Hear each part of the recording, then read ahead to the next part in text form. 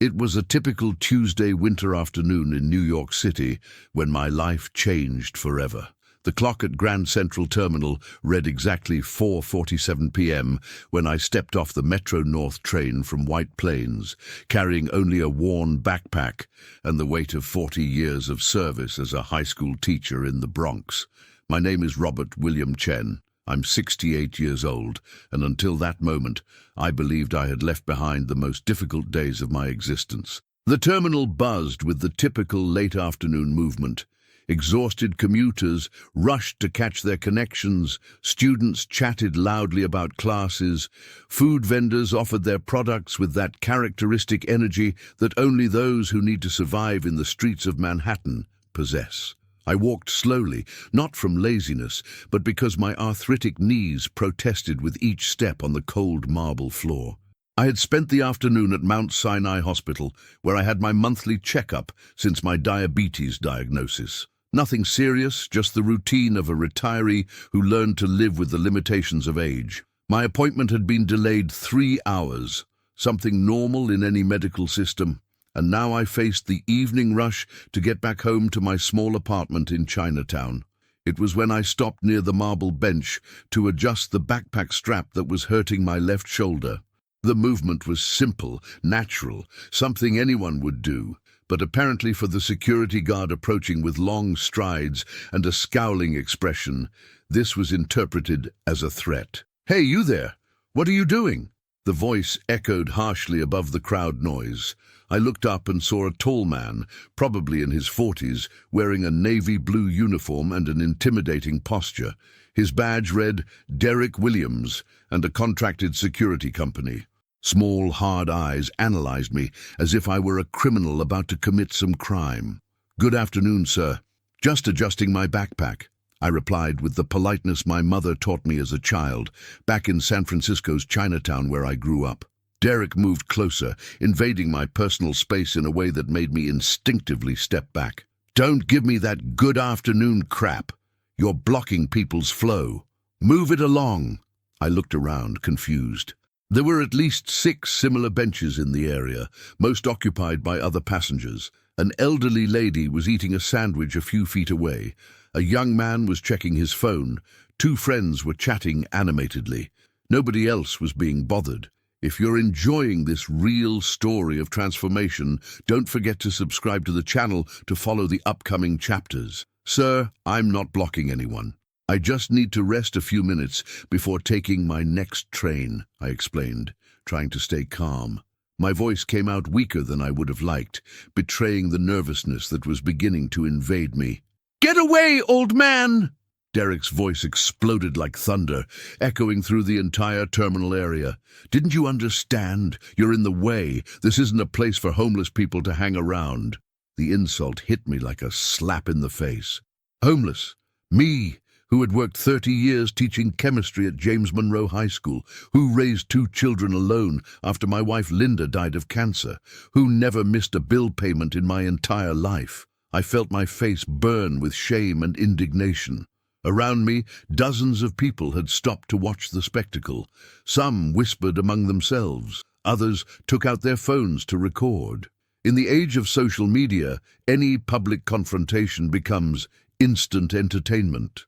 "Sir, you're mistaken," I tried to explain, my voice trembling.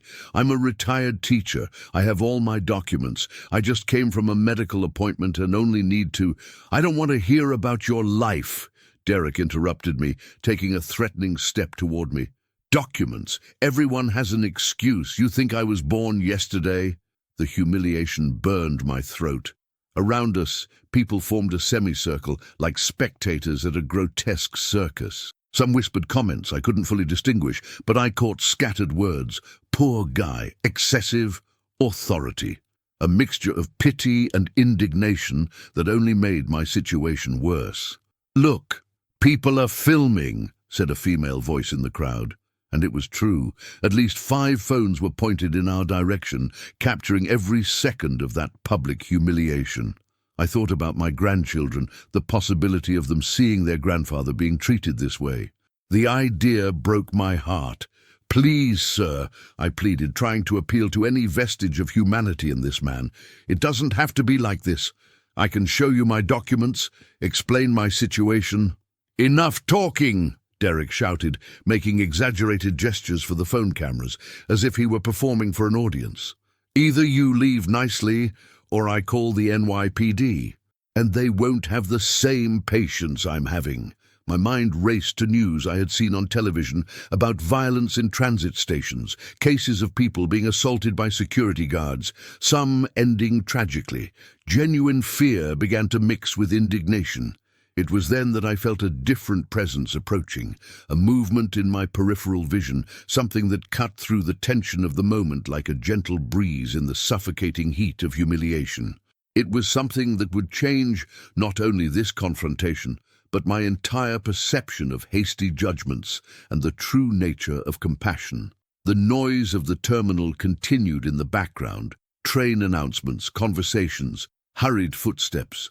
But something in the air had changed, a different energy, calmer, more focused. And I was about to discover that sometimes salvation comes in the most unexpected form possible. "Oh, wow, what a beautiful dog!" exclaimed a child in the crowd. And there she was, a golden retriever with golden coat, walking with elegance and purpose through the agitated crowd. Her bright brown eyes surveyed the environment with an intelligence that transcended common animal instinct. She moved with the confidence of someone who knew perfectly their role in the world, each step calculated and precise. The dog stopped just 2 meters away, sat with military elegance, and looked directly into my eyes. It wasn't the curious look of any animal. It was the look of someone who recognized me, evaluated me, understood me in a way that the humans around me seemed incapable of doing. Derek continued his aggressive performance, gesticulating for the cameras. "Now this is all we needed. Street dogs are also invading the terminal." But the golden retriever remained unmoved. Her eyes didn't deviate from mine for a single second. And that's when I noticed something that made my heart race, a special collar around her neck, not a simple pet collar, but something professional, technical, with small embroidered letters I couldn't read from that distance. The crowd around us had noticed the new protagonist of the scene. The murmurs increased, cameras redirected to capture the interaction between the humiliated elderly man and the mysterious dog. Some people commented in low voices, "Look at that beautiful dog. Is it trained? It seems to know the old man." And in that moment, looking into the golden retriever's eyes, who had appeared like a guardian angel in my darkest moment, I understood that I was about to experience something that would change not only my perception of human kindness, but also about the inexplicable connections that can exist between living beings when we need them most. The golden retriever slowly stood up, positioned herself between Derek and me, and emitted a low, controlled growl. It wasn't an aggressive or threatening sound, but assertive. It was as if she were saying, in the universal language of animals, "Stop! You don't understand what you're doing." "Get out of here, mutt!" Derek yelled at the dog, making abrupt gestures with his hands. "This is all we needed. Now street dogs are also invading the terminal." But the dog remained unperturbed. She had assumed a protective posture, not aggressive, but clearly defensive. Her body formed a natural barrier between Derek and me, her eyes alternating between us both with an intelligence that made the situation even more surreal. "The dog is protecting the man," exclaimed a female voice in the crowd, and that was exactly what was happening. The dog had chosen me as someone who deserved protection, without knowing me, without judging my appearance or financial situation. In a world where a human being had yelled at and humiliated me for my looks, an animal offered me dignity and unconditional protection. Derek stopped mid-movement, clearly uncomfortable with the new dynamic. "What the hell?" It was then that the dog did something that completely silenced the terminal. She turned toward me, approached slowly, and gently pressed her nose into the palm of my right hand. The touch was soft, almost reverent, like a respectful greeting between old acquaintances. Tears sprang from my eyes without my being able to control them, because in that moment, with that simple and pure gesture, For the first time in this entire humiliating confrontation, I felt seen, not judged, not diminished, not categorized as homeless or nuisance, simply seen and accepted as a human being. "That's so beautiful," whispered a lady in the crowd, and I could hear the characteristic sound of people wiping their eyes. Continue following this incredible story. Subscribe to the channel to see how this situation develops. The dog then did something even more surprising. She positioned herself at my right side, sat with perfect military posture, and stayed there, quiet, firm, like a silent sentinel protecting something valuable.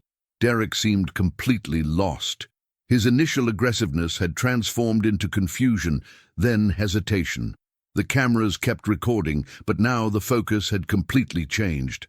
It was no longer about a guard expelling a vagrant. It was about something much deeper and moving.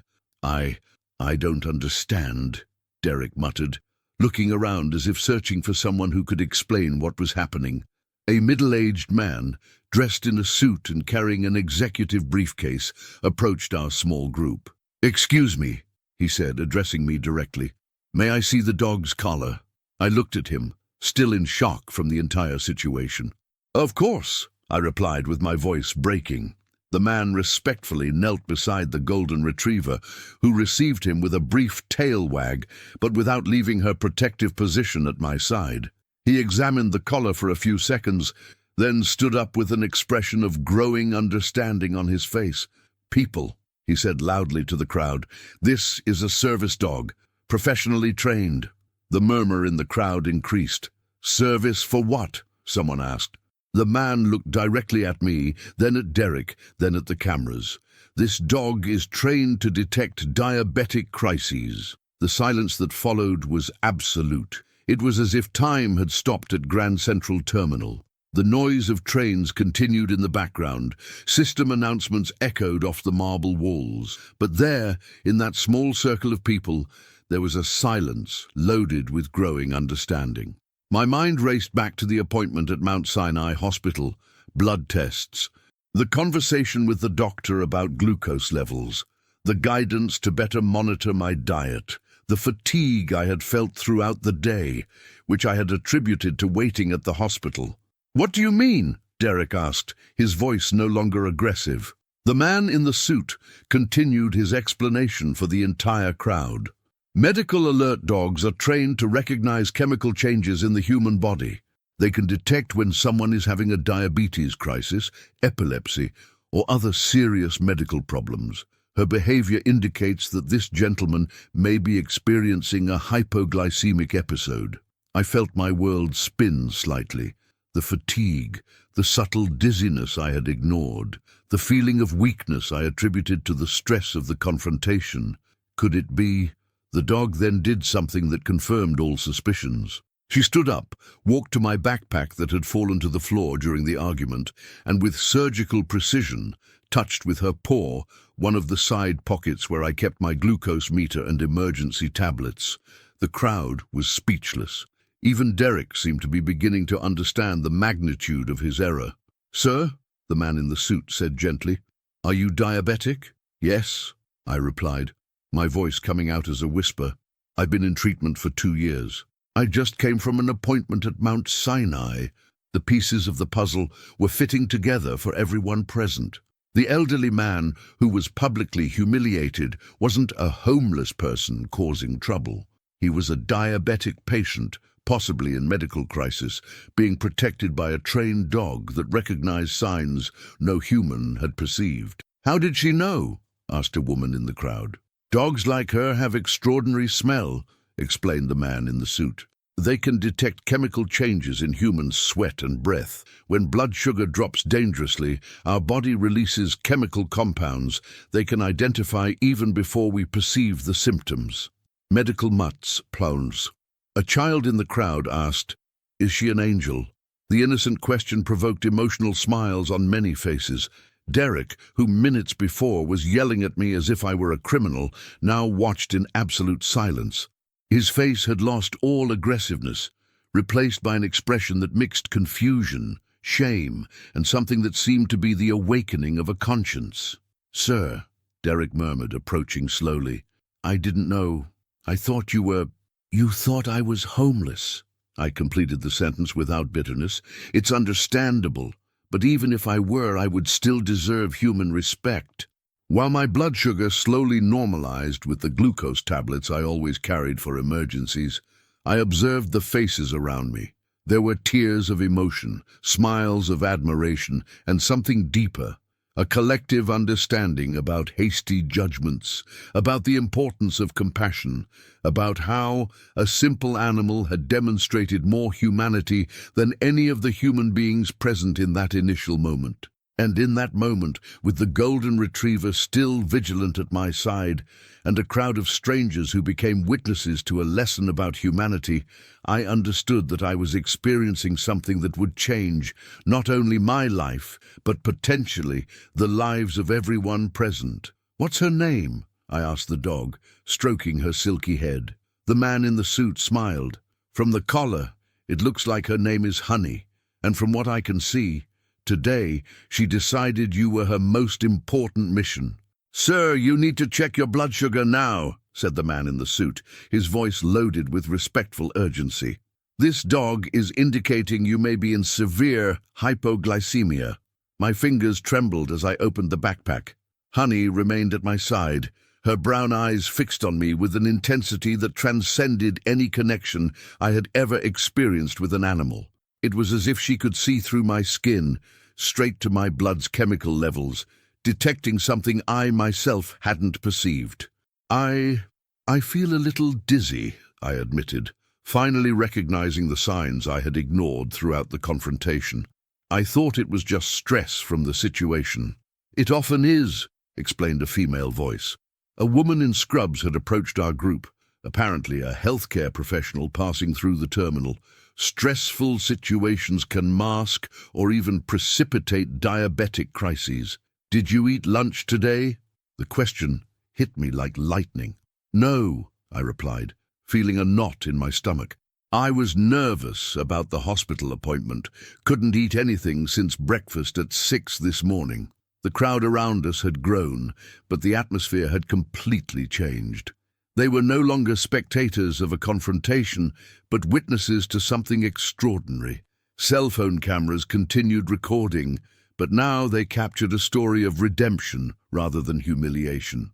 Derek, the guard who minutes before had yelled at me as if I were a criminal, now watched in absolute silence. His face had lost all aggressiveness, replaced by an expression that mixed confusion, embarrassment, and something that seemed to be the awakening of a conscience. "Excuse me. Coming through!" An authoritative voice cut through the crowd.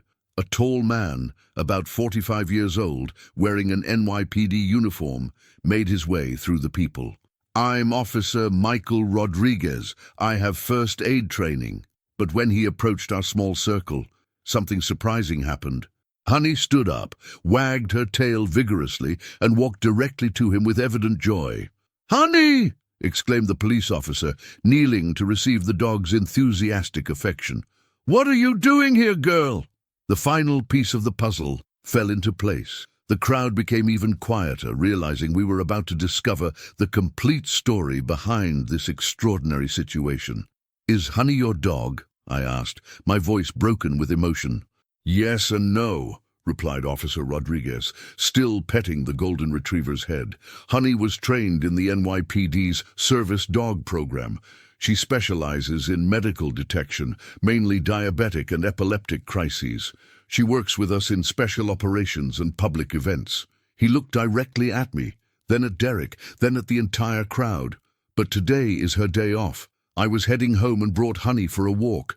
When I lost sight of her for a few minutes here in the terminal, I never imagined she was saving a life." Subscribe to the channel to follow this incredible story of overcoming and discover the transformative power of compassion.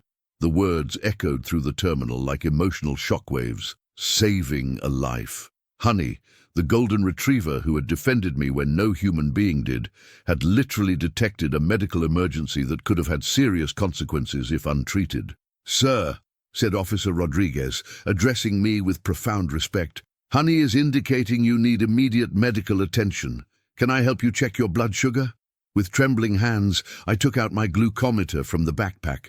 The small device, which had become part of my routine for 2 years, had never seemed so important. Prick the finger.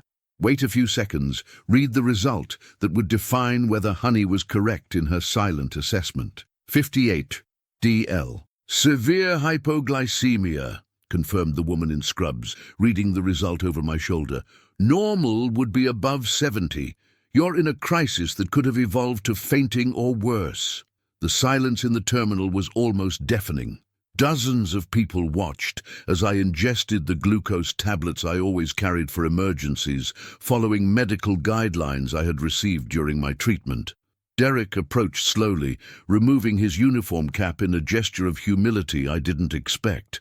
"Sir, I didn't know. I apologize. I truly apologize."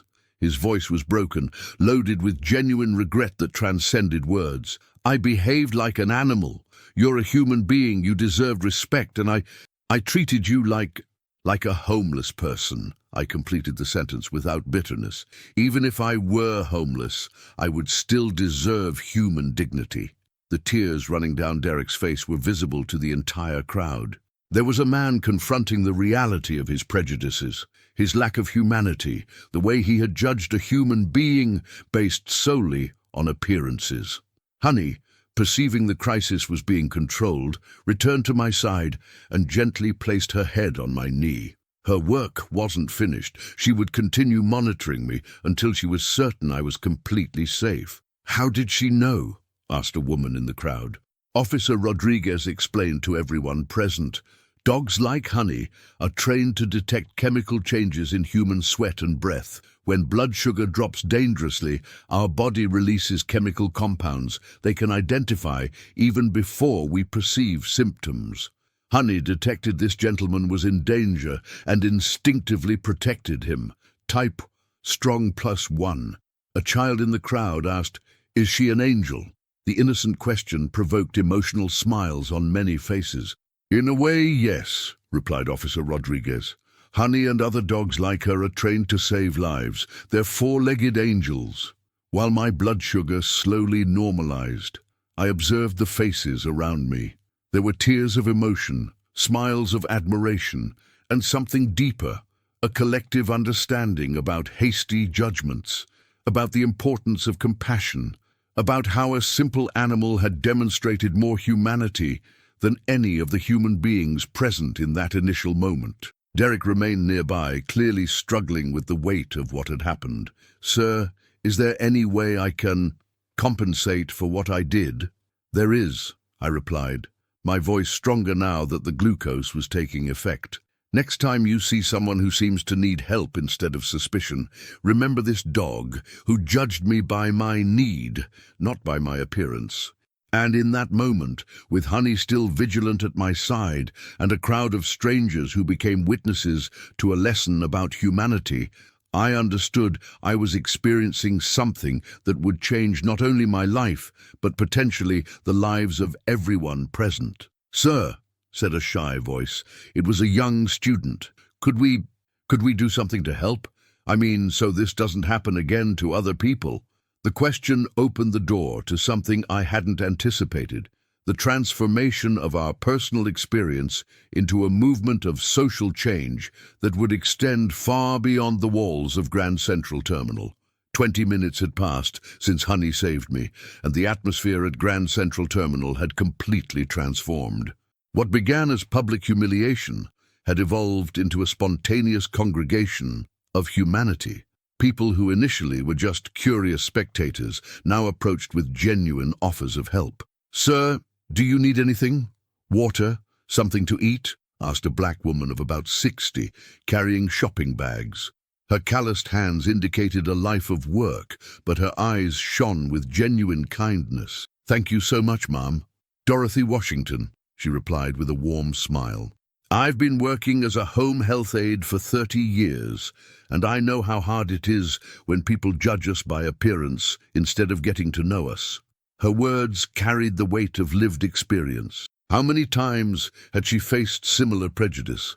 How many people had looked at her and made assumptions based on the color of her skin, the simplicity of her clothes, the fact that she carried medical supplies in her bag? Honey remained vigilant at my side, occasionally checking my condition with small touches of her nose to my hand. Officer Rodriguez explained to curious groups about the police service dog training program, turning our situation into an impromptu class on inclusion and accessibility. The program has existed for 5 years, he told a group of college students who had missed their train to witness the situation unfold. We train dogs to detect medical crises, assist people with visual impairments, and even detect dangerous substances at public events. Honey here is one of our stars. Derek had moved a few meters away, talking quietly with other security personnel who had arrived after the commotion. I could see nervous gestures, worried expressions. Clearly, his conduct was being questioned by superiors. "Is he going to be fired?" asked a young man, noticing the same situation. "I hope not," I replied, surprising everyone around me. "I hope he gets educated." The statement provoked murmurs of surprise. Why would I, the victim of verbal aggression, be defending the aggressor? What happened here today didn't start with malice, I explained to the small group that had formed around us. It started with ignorance. Derek didn't wake up today planning to humiliate an elderly man. He acted based on prejudices our society teaches, on fears instilled in us, on judgments we make automatically. A young psychology student approached. "You have a very mature perspective on all this. 40 years working in public education taught me that people aren't born prejudiced," I replied. "They learn to be, and if they can learn prejudice, they can also learn compassion. Continue following this journey of transformation. Subscribe to the channel to see how small acts of kindness can change the world." It was then that something unexpected happened. Derek approached our group, carrying a plastic chair from one of the terminal's cafes. "Sir, I thought you might like to sit while you recover," he said, his voice still loaded with embarrassment but also with genuine determination. "Thank you very much, Derek." Using his name caused a visible jolt. He clearly didn't expect me to remember or treat him with courtesy after what had happened. I sat in the chair, with Honey immediately positioning herself at my side. The simple act of sitting brought immense relief, not just physical, but emotional. It was a gesture of respect, a concrete attempt at reparation. Can I ask a question?" Derek said hesitantly. "Of course. How are you not furious with me? I treated you horribly. In front of all these people. If it were me, I would be..." "Furious," I completed. I was. For a few minutes I was very angry, but anger is a feeling that consumes us from within. And Honey here taught me something important today. Everyone leaned in to listen, sensing I was about to share something significant. Honey judged me not by my appearance, not by my age, not by my simple clothes. She judged me by my need. She saw I needed protection and protected me. She saw I was in danger and alerted me, without hesitation, without prejudice. I stopped to pet Honey's silky head. If a dog can demonstrate this instinctive compassion for a stranger, how much more should we humans be capable of showing empathy for each other? An elderly lady who had been watching from a distance approached, wiping her eyes with a tissue. "What a beautiful lesson, dear. What a beautiful lesson." Derek knelt in front of me, a gesture that drew everyone's attention. "Sir, I want to learn. I want to be better. What happened here today changed something in me. I can't undo what I did, but I can try to be different from now on." "That's all any of us can do," I replied. "Try to be better than we were yesterday." Officer Rodriguez approached with a smile. "Honey is indicating your blood sugar has returned to normal." She's relaxed her alert posture. It was true. The golden retriever had lain down beside the chair, still attentive, but visibly more relaxed. Her emergency mission was complete, but she had clearly decided to continue keeping me company. "How long will she stay with me?" I asked. "As long as she deems necessary." replied Officer Rodriguez. Dogs, like Honey, develop temporary bonds with people they save. It's as if she temporarily assumes responsibility for your well-being. The idea moved me deeply. This dog, who had met me just an hour ago, had assumed personal responsibility for my safety. A lesson in loyalty and care that many humans could learn. "Can I tell a story?" I asked the group that now included at least 30 people. Everyone nodded eagerly, sensing they were about to hear something significant. 40 years ago, when I started working in education, I had a problem student.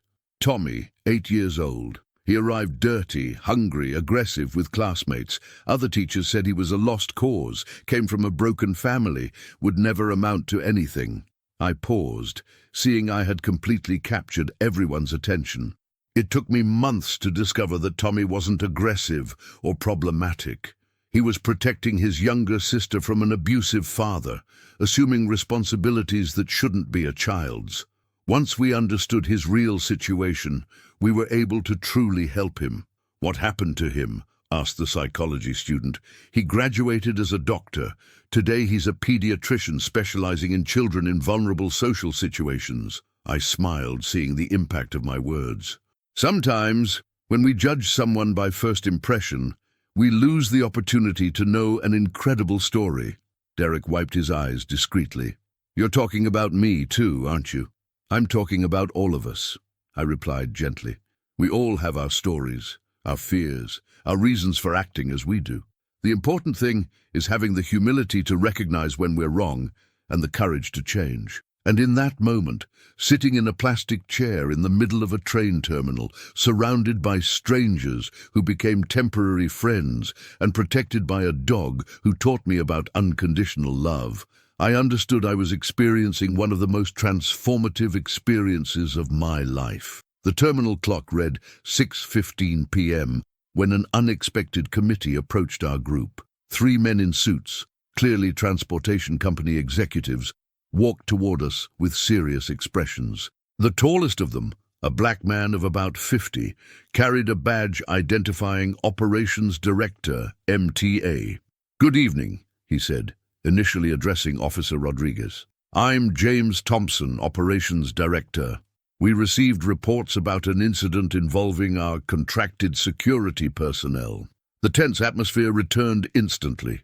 Derek, who had found some peace in our conversations, became visibly nervous again. We all realized this was the moment of truth, the official consequences of what had happened. "Sir," the director addressed me with evident respect, "I'd like to hear your version of the events."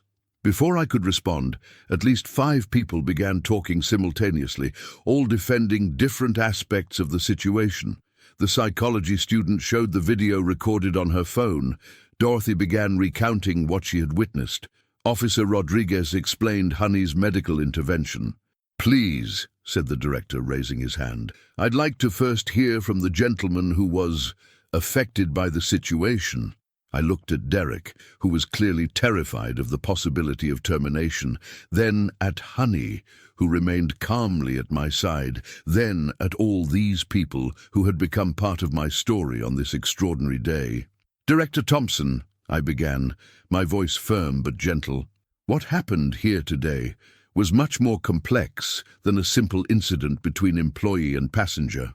Everyone remained in absolute silence, sensing that my next words would determine Derek's fate. "Derek made serious errors," I continued. "He treated me disrespectfully, humiliated me publicly, made judgments based on prejudice. This is undeniable and recorded in people's videos." Derek lowered his head, clearly preparing for the worst. "But," I continued, "in the last 2 hours, I witnessed genuine human transformation. I saw a man confront his prejudices, acknowledge his mistakes, and demonstrate sincere remorse. I saw someone willing to learn and change." The director observed me with complete attention. "Please continue."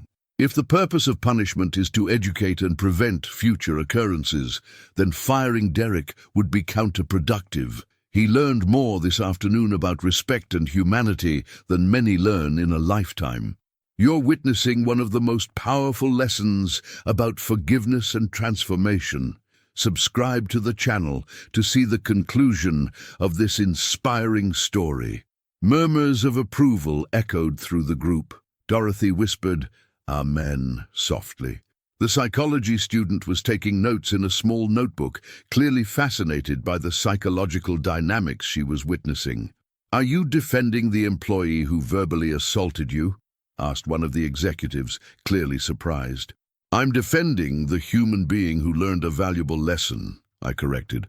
"Derek today is different from the Derek of 2 hours ago. Firing him would waste this transformation." Derek raised his head, tears streaming down his face. "Mr. Chen, But," I interrupted, looking directly at the director, "that doesn't mean there shouldn't be consequences. I suggest Derek undergo specific training in human rights, diversity, and inclusion. Let his experience today be transformed into learning for other employees." Director Thompson nodded slowly. "Interesting perspective. What about compensation for the embarrassment suffered?" The question took me by surprise. Financial compensation hadn't even crossed my mind during this entire situation. "The only compensation I desire," I replied, "is that this story be used to educate others. That training for all security personnel includes lessons about human dignity, about not judging by appearances, about the importance of empathy, and include information about medical emergencies," added Officer Rodriguez. "If Honey hadn't been here, Mr. Chen's hypoglycemia could have had serious consequences." The director made notes on a tablet. "We'll implement all of that. Derek, you'll be transferred to a temporary training position. You'll work with us developing humanization protocols for customer service." The transformation on Derek's face was instantaneous. It wasn't just relief at keeping his job, it was gratitude for the opportunity to convert his mistake into something constructive. "Mr. Chen," he said, approaching me, "how can I thank you?" "Be the person Honey saw in you," I replied, petting the golden retriever's head. "She protected me because she recognized my vulnerability. Now you can protect others by recognizing their vulnerabilities."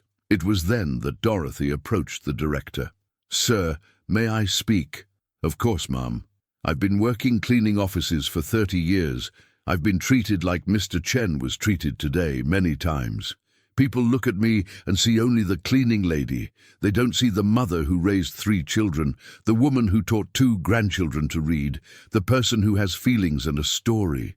Her voice was firm, loaded with dignity. "What happened here today isn't an exception. It's routine for people like us. The difference is that today there was a dog to defend Mr. Chen. Most of us go through this alone." The silence that followed was profound. Dorothy had put her finger on the wound of a much broader social problem, the daily prejudices faced by elderly people, by simple people, by all those who don't fit social standards of success or importance. "You're absolutely right, ma'am," said the director, his voice loaded with recognition. "This incident shows us a systemic problem that needs to be addressed in all our operations." A young journalist, who had arrived attracted by social media where the videos were already circulating, approached respectfully. "Gentlemen, this story is going viral on social networks. People are sharing it as an example of personal transformation and forgiveness. May I ask some questions?" I looked at Honey, who had stood up and was watching me attentively. It was as if she were asking if I was ready to take the next step, to transform our private experience into a public lesson. "You may," I replied, "but only if Derek and Dorothy can also speak. This isn't just my story." The journalist smiled. "Of course. You 3 represent different aspects of a lesson about humanity that the world needs to hear." Vim. And so, under the fluorescent lights of a train terminal in New York City, with Honey vigilant at my side and dozens of people forming a semicircle around us, I began to understand that our afternoon experience would transcend that moment and that place. We were about to discover that small acts of compassion and forgiveness can create waves that spread far beyond what we ever imagined possible. 3 months have passed since that transformative afternoon at Grand Central Terminal. As I write these final words of my story, Honey is lying at my feet in the small study of my apartment in Chinatown. Yes, honey. The golden retriever who saved me not only from a diabetic crisis, but from a life of bitterness and isolation I didn't even realize I was living. The change in my life began the day after the incident. The video of our interaction had reached over 2 million views in 48 hours. Not the video of the initial humiliation that was quickly eclipsed by recordings of the moment when Honey protected me, the conversation with Derek, my decision to forgive and educate rather than punish. Officer Rodriguez called me the next morning with a surprising proposal. "Mr. Chen, Honey hasn't been able to focus on work. She constantly searches for you. We've never seen anything like this. Would it be possible? Would you like to adopt her as a personal support dog?" The question moved me deeply. Honey had developed a bond with me that transcended her professional training. It was as if she had decided her life's mission was to specifically care for me. "But isn't she too expensive? Too trained to stay with a simple retiree?" I asked. "Mr. Chen," replied Officer Rodriguez with a smile in his voice, "Honey has already chosen her next mission. Who are we to argue with her?" And so Honey became my official companion. More than a pet, she's my life partner, my silent guardian, my daily reminder that the world still has much love to offer. Derek also underwent a remarkable transformation. After 3 months of humanization training, he became coordinator of the sensitivity program at all MTA facilities.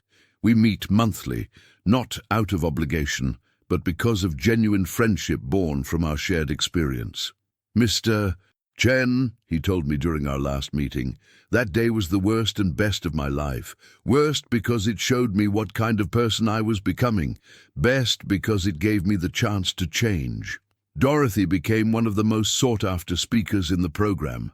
Her perspective on human dignity in the workplace has inspired not only MTA employees, but companies throughout New York that adopted similar protocols. "We can't change the whole world," she told me last week while we had coffee in my kitchen. "Yes, now we're close friends. But we can change the piece of the world that's within our reach." The story resonated far beyond what any of us imagined. We received letters from people across America sharing their own experiences with prejudice and transformation. A school in Chicago created a project called Be Like Honey, teaching children about empathy and acceptance. A non-profit in Los Angeles began training dogs to assist diabetics in underserved communities. But the deepest change happened in me. For 40 years of teaching, I believed I was educating other people. I only discovered that afternoon at the terminal that I still had much to learn about forgiveness, resilience, and the human capacity to grow and change. My diabetes is controlled, but that's the least of the benefits Honey brought to my life. She brought me purpose. Now we regularly visit schools, telling our story, teaching children about not judging by appearances. We visit nursing homes, bringing Honey's contagious joy to people who, like I used to be, feel invisible to the world. This is your last chance to subscribe to the channel to follow more inspiring stories like this. Don't miss other lessons about humanity and transformation. Yesterday I received a letter that particularly moved me. It was from a 16-year-old girl from Texas. "Mr. Chen, I saw your story on YouTube. My grandfather has diabetes and sometimes gets confused when his blood sugar drops. After your video, I learned to recognize the signs and have already helped him twice. Thank you for sharing your experience. You and Honey saved my grandfather too. These are the letters that make me understand that terrible afternoon at Grand Central Terminal was actually one of the greatest blessings of my life." Honey raises her head and looks at me as I write. Her bright brown eyes still carry that compassionate intelligence that saved me 3 months ago. She knows I'm finishing our story, and so she gets up and comes to put her head on my knee, her way of saying she's here forever. "Thank you, girl," I whisper, stroking her soft ears. "Thank you for teaching me that the purest love sometimes comes in the most unexpected form."